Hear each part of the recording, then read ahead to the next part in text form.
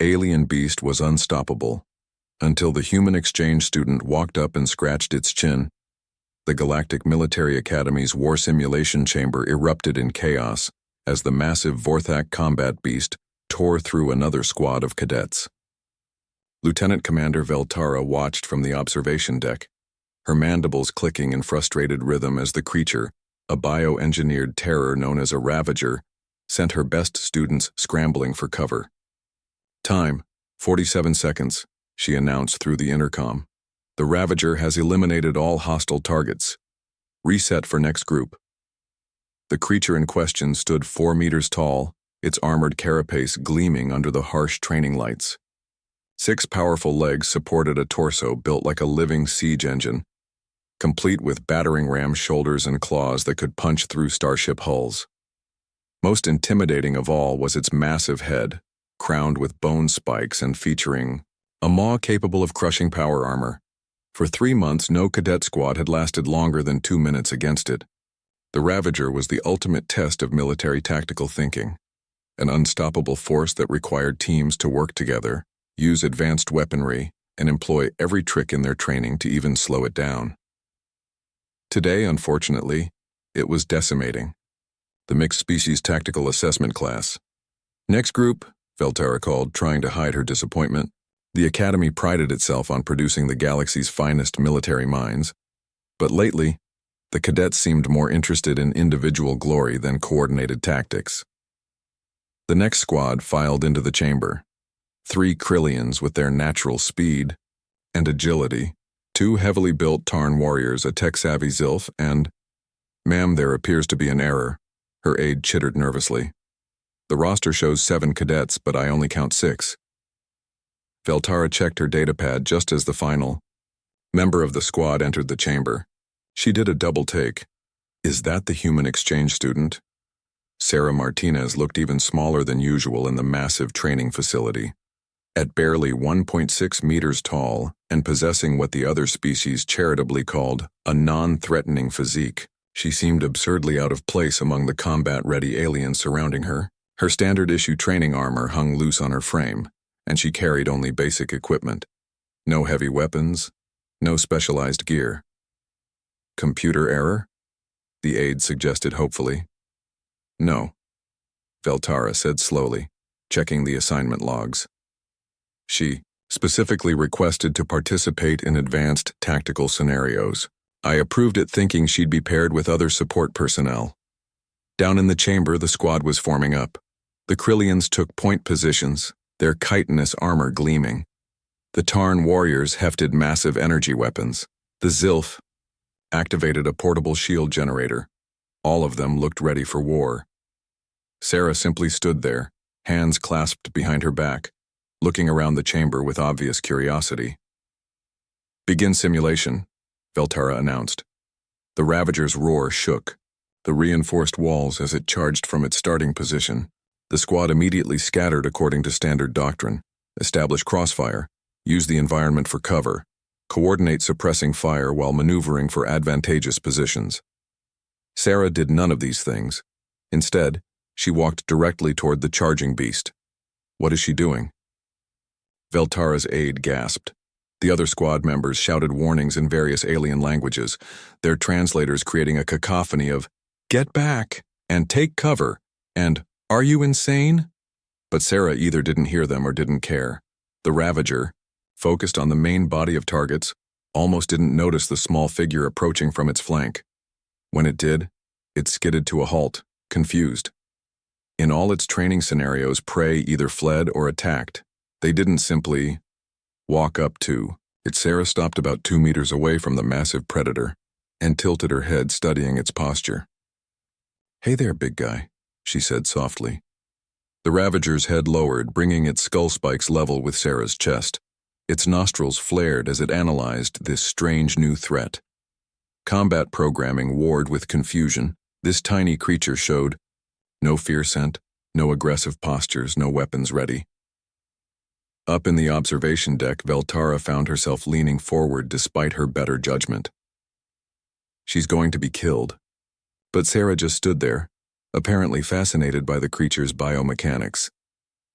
You know, you're actually beautiful, she said conversationally. Look at that bone structure, and those neural interface ports behind your ears. That's some seriously sophisticated bioengineering. The Ravager's massive head tilted, mimicking Sarah's earlier gesture. Its combat subroutines kept firing, but something about this interaction fell outside its programmed parameters. I bet nobody ever tells you that, do they? Sarah continued, taking a small step closer. Everyone just sees the weapons and the armor and thinks, monster. But you're not a monster, are you? You're just doing what you were designed to do. The creature's breathing had slowed. Its claws, which moments before had been extended for combat, gradually retracted. That's what I thought, Sarah said with a smile. You know what? I had a dog back on Earth who got the same look when people were afraid of her. German Shepherd, big as a small horse, looked scary as hell. But she was just a sweetheart who wanted belly rubs. And then Sarah did something that made every observer's blood run cold. She reached out her hand. The Ravager could have bitten her arm off at the shoulder, could have impaled her on its skull spikes, could have crushed her with one massive paw. Instead, it lowered its great head until Sarah's fingers made contact with the space just behind its ear ports. There we go, Sarah murmured, beginning to scratch gently. I thought so. Neural interface animals always have sensitive spots right about here. The change was immediate and profound. The Ravager's entire posture shifted from aggressive to relaxed. Its eyes, which had glowed red with combat programming, faded to a soft amber. Most remarkably, it began making a sound none of the observers had ever heard before, a deep, rhythmic rumbling that could only be described as purring. The other squad members had frozen in place, weapons still raised but utterly forgotten. The Krillion's mandibles hung open. The Tarn warriors looked like they were questioning their entire worldview. Sarah to squad, she said into her comm, never stopping her gentle scratching. Target neutralized. No shots fired. In the observation deck, complete silence reigned for a full 30 seconds. How? Veltara finally managed. Her aide, a young Zilf whose expertise lay in military psychology, was frantically scanning through data files. Commander, I'm reading the human's personnel file. It says here she grew up on a planet called Earth in something called a zoo. A what? It's apparently a facility where they keep various animal species for study and conservation. She was raised by xenobiologists who specialized in animal behavior and emotional therapy. Veltara stared at the scene below, where Sarah was now scratching behind the Ravager's other ear, while the massive bioweapon had somehow arranged itself to give her better access. Are you telling me, she said slowly, that the human solved our unsolvable tactical scenario by treating our ultimate weapon like a pet? It appears so, Commander. Down in the chamber, Sarah was explaining to her squad mates how to approach the Ravager properly. See? You've got to read the body language. Those red eyes? That's artificial aggression programming. But look at the posture, the way he holds his head. Classic signs of an intelligent creature that's been forced into aggressive behaviors. She turned back to the Ravager, whose purring had gotten so loud it was vibrating the floor. You don't really want to hurt anyone, do you, buddy? You just want someone to understand that you're more than your programming. The creature responded, by very gently nuzzling her shoulder with its massive head. Incredible, breathed Veltara. 3 months of our best tactical minds throwing everything they had at this scenario, and she neutralizes it with affection? Commander, her aide said quietly, I'm also seeing that humans apparently evolved alongside creatures they call domestic animals. They have an entire cultural concept called pets, non-human species they live with and care for, purely for emotional companionship.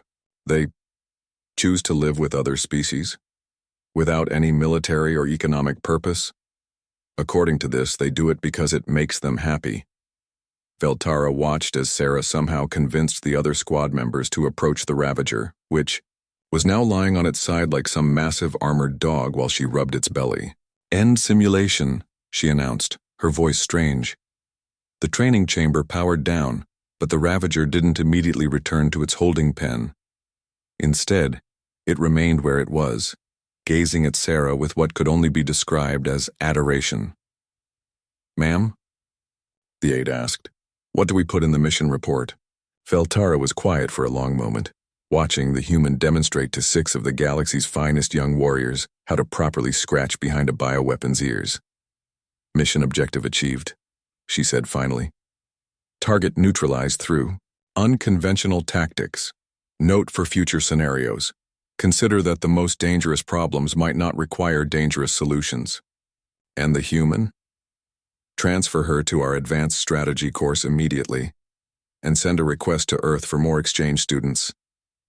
Veltara paused, watching Sarah laugh as the Ravager playfully batted at her with one massive paw. "If they can turn our ultimate weapons into therapy animals,